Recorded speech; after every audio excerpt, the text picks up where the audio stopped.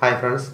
So ഇന്ന് 22ാമത്തെ ദിവസത്തെ എക്സാമിൻ്റെ ക്വസ്റ്റ്യൻസ് ആണ് നമ്മൾ നോക്കുന്നത്.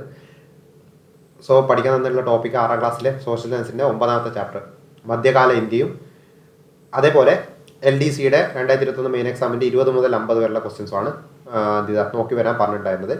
സോ നമുക്ക് അതിൽ നിന്നുള്ള എക്സാമാണ് ഇന്ന് കിട്ടിയിട്ടുള്ളത്. നോർമലി ചെയ്യുന്ന പോലെ തന്നെ നിങ്ങൾ എന്ത് ചെയ്യുക, OMR ഒക്കെ വെച്ചിട്ട് തന്നെ അറ്റൻഡ് ചെയ്യുക. നെഗറ്റീവ് മാക്സിമം എന്ത് ചെയ്യുക, ഉറപ്പ്. അപ്പോൾ ഞാൻ വായിച്ചു പോകും, പോസ് ചെയ്തിട്ട് അറ്റൻഡ് ചെയ്യണം കേട്ടോ. 35 ക്വസ്റ്റ്യൻസ് ആണ് ഇന്നുള്ളത്. അപ്പോൾ ഒന്നാമത്തെ ക്വസ്റ്റ്യൻ, C 9ാം നൂറ്റാണ്ട് മുതൽ 18ാം നൂറ്റാണ്ട് വരെയുള്ള മധ്യകാല കേരളത്തെ പറ്റിയുള്ള അറിവ് തരുന്ന സുപ്രധാന രേഖകൾ. 2, C 9ാം നൂറ്റാണ്ട് മുതൽ മഹോദയപുരം കേന്ദ്രമാക്കി ഭരണം നടത്തിയിരുന്ന രാജാക്കന്മാർ ഏത് പേരിൽ അറിയപ്പെടുന്നു? 3, പെരുമാക്കൾ സ്വീകരിച്ച മറ്റൊരു സ്ഥാനപ്പേര്. 4, നാടുവാഴികളുടെ കീഴിലുള്ള പ്രദേശങ്ങൾ അറിയപ്പെട്ടിരുന്നത്. 5, ചിറക്കൽ ഭരിച്ചിരുന്ന സ്വരൂപം. 6, വേണാട് ഭരിച്ചിരുന്ന സ്വരൂപം. 7, നെടിയെടുപ്പ് സ്വരൂപം ഏത് പ്രദേശം കേന്ദ്രമാക്കിയായിരുന്നു ഭരണം നടത്തിയിരുന്നത്? 8, മധ്യകാലഘട്ടത്തിൽ സംസ്കൃതവും പഴയ മലയാള ഭാഷയിൽ ചേർന്ന് രൂപം കൊണ്ട ഭാഷാശൈലി. 9, മലയാള ഭാഷ രൂപപ്പെട്ടത് ഏത് ഭാഷയിൽ നിന്നാണെന്നാണ് കരുതപ്പെടുന്നത്? 10, കൃഷ്ണഗാഥ രചിച്ചത് ആര്? 11, പുത്തൻ പാന രചിച്ചത് ആര്? 12, ജൂതച്ചപ്പേട്.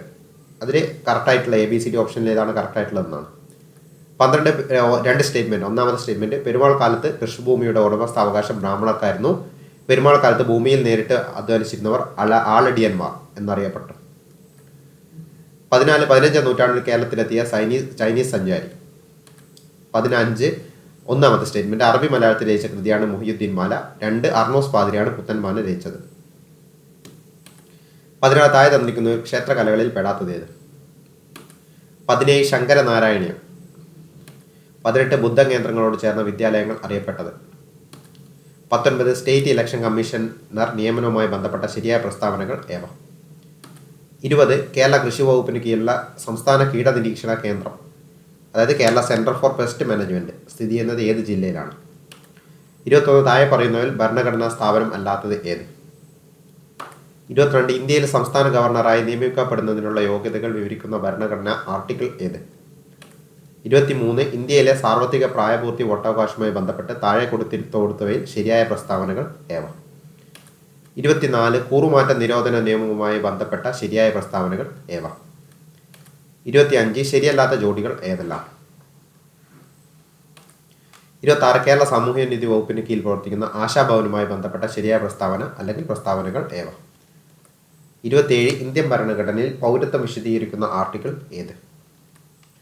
28, താഴെ പറയുന്നവർ കേരള ദുരന്ത നിവാരണ അതോറിറ്റിയിൽ മെമ്പറല്ലാത്തത്. 29, ഫേനത്തെ ആവരണം ചെയ്ത് കാണുന്ന സവിശേഷ സ്ഥലം ഏത്? 30, താഴെ പറയുന്നവയിൽ ദഹനത്തിന് വിധേയമാകാത്ത പോഷക ഘടകം ഏത്? 31, താഴെ തന്നിരിക്കുന്ന പ്രസ്താവനകളിൽ നിന്ന് ശരിയുത്തരം തിരഞ്ഞെടുക്കുക. 32, കേരള സർക്കാരിൻ്റെ ദിശ ഹെൽപ്പ് ലൈൻ നമ്പർ ഏത്? 33, KASP വിപുലീകരിക്കുക. 34, പാപ്സ്മിയർ ടെസ്റ്റ് താഴെ പറയുന്നതിൽ ഏത് ക്യാൻസർ തിരിച്ചറിയാനുള്ള പരിശോധനയാണ്? 35, മലമ്പനിക്ക് കാരണമാകുന്ന സൂക്ഷ്മാണു ജീവി ഏത്? ഓക്കെ, അപ്പോൾ അത്രയാണ് ക്വസ്റ്റ്യൻസ് കേട്ടോ. നിങ്ങൾ ക്വസ്റ്റ്യൻ അറ്റൻഡ് ചെയ്തതിന് ശേഷം പിന്നിലോട്ട് പോയിട്ട് മാറ്റി കുത്തരുത്. കാരണം ചില ക്വസ്റ്റ്യൻസ് ഒക്കെ ഇടുമ്പോൾ 2 3 ക്വസ്റ്റ്യൻ ഇട്ടതിന് ശേഷം ചിലപ്പോൾ 4 5ാമത്തെ ക്വസ്റ്റ്യനിൽ വരിക. ചിലപ്പോൾ ക്വസ്റ്റ്യൻ വരുന്നത് എന്തായിരിക്കും, ഇതിനെ ആൻസർ വെച്ചിട്ടായിരിക്കും ക്വസ്റ്റ്യൻ തുടങ്ങുന്നത്. കാരണം നമുക്ക് ഈ ഒരു ഘട്ടത്തിൽ അങ്ങനെ ചെയ്യാൻ പറ്റും. കാരണം നമ്മൾ ഒരു ചാപ്റ്ററിലെ ക്വസ്റ്റ്യൻസ് ആണല്ലോ എടുക്കുന്നത്. നോർമലി ഒരു ചാപ്റ്ററിലെ ക്വസ്റ്റ്യൻസ് ഒന്ന് മാത്രമല്ല ഒരു എക്സാമിന് വരുന്നുണ്ടെങ്കിൽ വരും. അപ്പോൾ അതുകൊണ്ടാണ് ഞാൻ പറഞ്ഞത്, പിന്നോട്ട് പോയിട്ട് കുത്തിക്കഴിഞ്ഞാൽ പിന്നോട്ട് പോകുമ്പോൾ നിങ്ങൾക്ക് മനസ്സിലാവും അതിൻ്റെ ആൻസർ ഇതായിരുന്നു എന്ന് മനസ്സിലാവും. അതുകൊണ്ടാണ് ഞാൻ പറഞ്ഞത് പിന്നോട്ട് പോയിട്ട് കുത്തരുത്. മാക്സിമം എന്ത് ചെയ്യുക, ഒറ്റ അറ്റംപ്റ്റ് തന്നെ പോയിട്ട് ചെയ്യാം. അപ്പോൾ ഇതിൻ്റെ ആൻസേഴ്സ് എന്തൊക്കെയാണെന്ന് നോക്കാം. ഒന്നാമത്തെ ക്വസ്റ്റ്യൻ, മധ്യകാല കേരളത്തെ പറ്റി അറിവ് തരുന്ന സുപ്രധാന രേഖകളാണ് ചെപ്പേടുകൾ. ഇനി ഭരണം നടത്തിയിരുന്ന രാജാക്കന്മാർ, മഹാദേവപുരം ഭരണം നടത്തിയിരുന്ന ആരാണ്? പെരുമാക്കൾ, ചേരമാൻ പെരുമാൾ എന്നൊക്കെ നമ്മൾ പഠിക്കാറില്ല. അതന്നെ പെരുമാക്കൾ സ്വീകരിച്ച മറ്റൊരു സ്ഥാനപ്പേര്. അതാണ് ഞാൻ പറഞ്ഞത്, അവിടെ ആൻസർ വരുന്നത് ഇവിടെ ക്വസ്റ്റ്യൻ ആയിട്ട് സ്റ്റാർട്ട് ചെയ്തില്ല. പെരുമാക്കന്മാരുടെ വേറൊരു പേരാണേത്? കുലശേഖരൻ. അതാണ് മറ്റൊരു സ്ഥാനപ്പേര്. നാടുവാഴികളുടെ കീഴിലുള്ള പ്രദേശങ്ങൾ അറിയപ്പെട്ടിരുന്ന പേരാണ് സ്വരൂപങ്ങൾ. ഓക്കെ, സ്വരൂപങ്ങൾ. ഇനി ചിറക്കൽ ഭരിച്ചിരുന്ന സ്വരൂപമാണ് കൊലസ്വരൂപം. അതെങ്ങനെ ഓർത്തുകൊല? കൊലച്ചിരി എന്ന് പറയില്ല, അതുപോലെ ഓർത്ത് വെച്ചാൽ മതി. കൊലച്ചിരി. അപ്പോൾ ചിറക്കൽ കോലസ്വരൂപാണ്. ജസ്റ്റ് അന്ന് കാരണം ഇതൊന്ന് ഐഡന്റിഫൈ പറ്റിയാൽ മതി. അതേപോലെ വേണാട് ഭരിച്ചിരുന്നത് എന്താണ്? തൃപ്പാപ്പൂർ സ്വരൂപാണ് വേണാട്. അത് വേണു എന്നുള്ള നടനെ ഓർത്ത് വെച്ചാൽ മതി. ഒരു അപ്പൂപ്പനൊക്കെ ആയിട്ട് വരുന്ന ഒരു സിനിമയില്ലേ കാക്കക്കുയിലൊക്കെ, അതേപോലെ ഒന്ന് ഓർത്ത് വെച്ചാൽ അപ്പൂപ്പൻ എന്നുള്ള രീതിയിൽ തൃപ്പാപ്പൂർ ഓർത്ത് വെച്ചാൽ എന്ത് കിട്ടും? വേണാട് ഭരിച്ചിരുന്ന സ്വരൂപം തൃപ്പാപ്പൂർ സ്വരൂപമാണെന്ന് കിട്ടും. ഇനി നെടിയിടുപ്പ് സ്വരൂപം ഏതാണ്? നെടിയിടുപ്പ് സ്വരൂപം കോഴിക്കോട്ടാണ്. മധ്യകാലഘട്ടത്തിൽ സംസ്കൃതവും പഴയ മലയാള ഭാഷയിൽ ചേർന്ന് രൂപം കൊണ്ട ഭാഷാ ശൈലിയാണ് ഇത് വട്ടെഴുത്ത്. സംസ്കൃതവും വട്ടെഴുത്തല്ല, മണിപ്രവാളം കേട്ടോ. മണിപ്രവാളാണ് ഭാരതമാണ്, വട്ടത്തിൽ ലിപിയല്ല. ഭാഷാ ശൈലി മധ്യകാലത്ത് സംസ്കൃതവും പഴയ മലയാള ഭാഷയിൽ ചേർന്ന് രൂപം കൊണ്ട ഭാഷാ ശൈലിയാണ് ഇത് മണിപ്രവാള ശൈലി. മലയാള ഭാഷ രൂപപ്പെട്ടത് ഏത് ഭാഷയിൽ നിന്നാണ് കരുതപ്പെടുന്നത്? ഏതാ? തമിഴാണ്. കൃഷ്ണഗാഥ രചിച്ചത് ചെറുശ്ശേരി. ചെറുകഥ എന്നോർത്ത് ചക്കണ്ട്. ചെറുകഥ എന്നോർത്ത് ചക്കിട്ടില്ല. ചെറുശ്ശേരി കൃഷ്ണഗാഥ കഥ. പുത്തൻപാന രചിച്ചതാരാ? അർണോസ് പാതിരി. അത് വേണമെങ്കിൽ നിങ്ങൾക്ക് ഒന്ന് കണക്ട് ചെയ്ത് ഓർത്തത്. ഇപ്പം നമുക്ക് പുത്തൻ സംരംഭമൊക്കെ തുടങ്ങുമ്പോൾ നമ്മൾ എന്ത് ചെയ്യും? തിരി കൊളുത്തിയിട്ടാണ് എന്ത് ചെയ്യുക? സ്റ്റാർട്ട് ചെയ്യുക. ഒരു പുതിയ സംരംഭം, പുത്തൻ സംരംഭം തുടങ്ങുമ്പോൾ തിരി കൊളുത്തിയിട്ടാണ് സ്റ്റാർട്ട് ചെയ്യുന്നത് ഓർത്ത് വെച്ചാൽ അത് അവിടെ കിട്ടും. 12 ജൂതച്ചപ്പേട് ആരാർക്ക് കൊടുത്തതാണ്? ഭാസ്കർ രവി 5 വണ്ണത്തിന് കൊടുത്തതാണ് അല്ലേ? ഭാസ്കർ രവി 5 വണ്ണം കേട്ടോ, ഓർത്തോക്കണേ. ഭാസ്കർ രവി 5 വണ്ണത്തിന് കൊടുത്തതാണ് ജൂതച്ചപ്പേട്.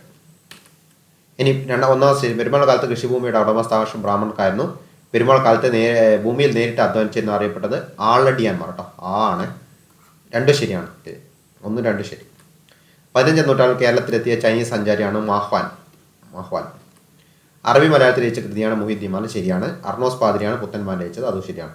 2 ശരിയായത്. താഴെ തന്നെ ക്ഷേത്രകലകളിൽ പെടാത്തത് കളംപാട്ടാണ്. പക്ഷെ കളംപാട്ട് എന്താണ്? ക്ഷേത്രകലയല്ല. ശങ്കരനാരായണി എന്ന് പറയുന്നത് ഒരു ജ്യോതിശാസ്ത്ര ഗ്രന്ഥമാണ്. ബുദ്ധകേന്ദ്രങ്ങളോട് ചേർന്ന വിദ്യാലയങ്ങൾ അറിയപ്പെട്ട പേരാണിത് പള്ളികൾ. മറ്റേതേതായിരുന്നു? ശാലകളാണ്. ഹിന്ദുമതമായിട്ട് ബന്ധപ്പെട്ട ചേർന്ന വിദ്യാലയ ശാലകൾ. അത് സർവകലാശാല എന്നുള്ള ടോണിൽ തന്നെ നിങ്ങൾക്കത് കിട്ടും. സർവകലാശാല ഒക്കെ എന്ന് പറയുന്നത് ഇത് പള്ളികൾ, ബുദ്ധകേന്ദ്രങ്ങളോട് ചേർന്നിട്ടുള്ളത്.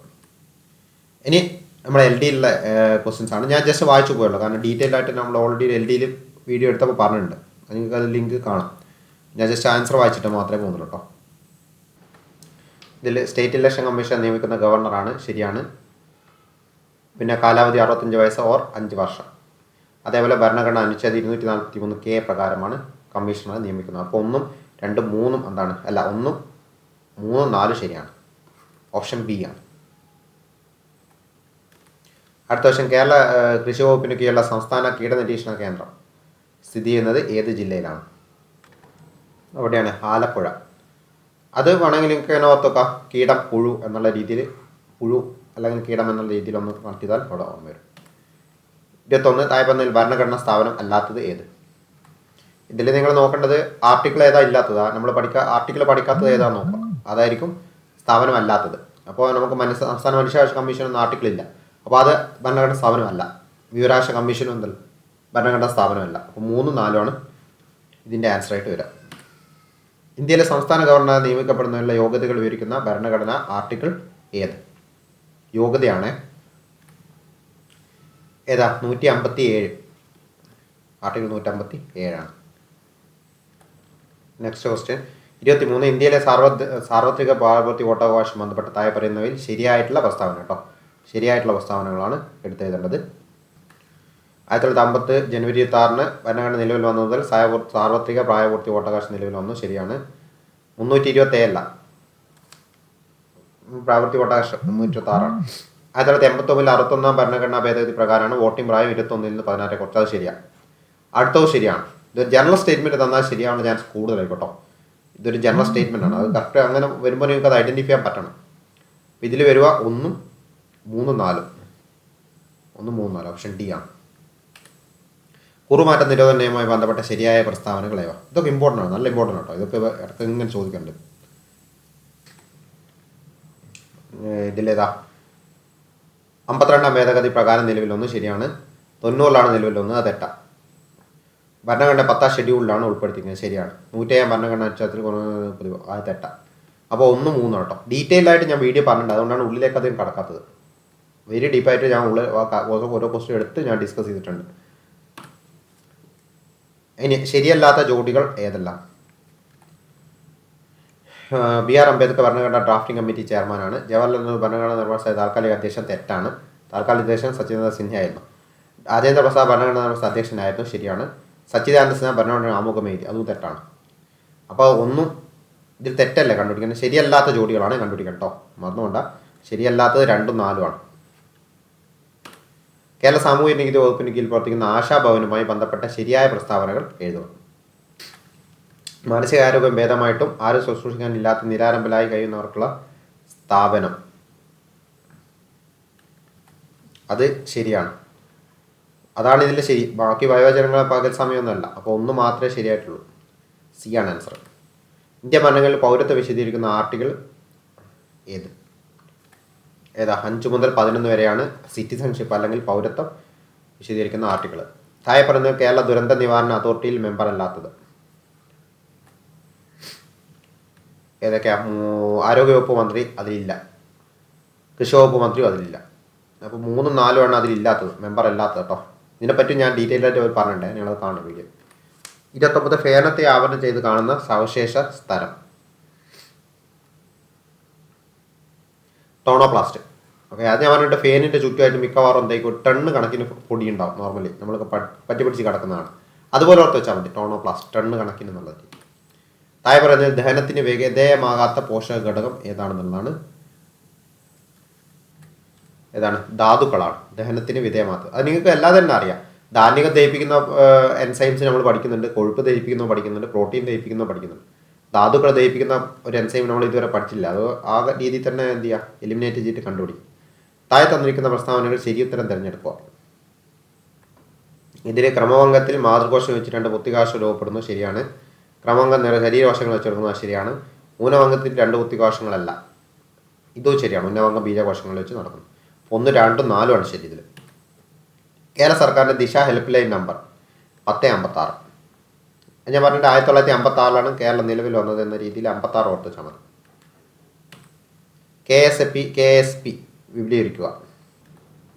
കാരുണ്യ ആരോഗ്യ സുരക്ഷ പദ്ധതിയാണ് KASP, കാരുണ്യ ആരോഗ്യ സുരക്ഷ പദ്ധതി. പാപ്സ്മിയർ ടെസ്റ്റ് താഴെ പറയുന്നതിൽ ഏത് ക്യാൻസർ തിരിച്ചറിയാനുള്ള പരിശോധന ആണ്? ഗർഭാശയ മുഖ അർബുദമാണ്. ലാസ്റ്റ്, മലമ്പനിക്ക് കാരണമാകുന്ന സൂക്ഷ്മാണോ ജീവി പ്രോട്ടോസോവ. അപ്പോൾ ഇത്രയാണ് ക്വസ്റ്റ്യൻസ് ഉള്ളത്. എവിടെയെങ്കിലും ഞാൻ തെറ്റി മാറി പറഞ്ഞിട്ടുണ്ടെങ്കിൽ ഒന്ന് കമൻറ്റ് ചെയ്യണേ. എവിടെയെങ്കിലും തെറ്റി പറഞ്ഞിട്ടുണ്ടെങ്കിൽ ഇടക്ക് തെറ്റി പറഞ്ഞിട്ടുണ്ട്. അപ്പോൾ ഒന്ന് ജസ്റ്റ് അങ്ങനെ ശ്രദ്ധപ്പെട്ടിട്ടുണ്ടെങ്കിൽ ഒന്ന് കമൻറ്റ് ചെയ്യാം. അല്ലെങ്കിൽ അപ്പോൾ അടുത്ത ദിവസത്തേക്കുള്ള ടോപ്പിക്ക് ഞാൻ തരാം. നമുക്ക് അടുത്ത എക്സാം അതിന് ശേഷം നടത്താം.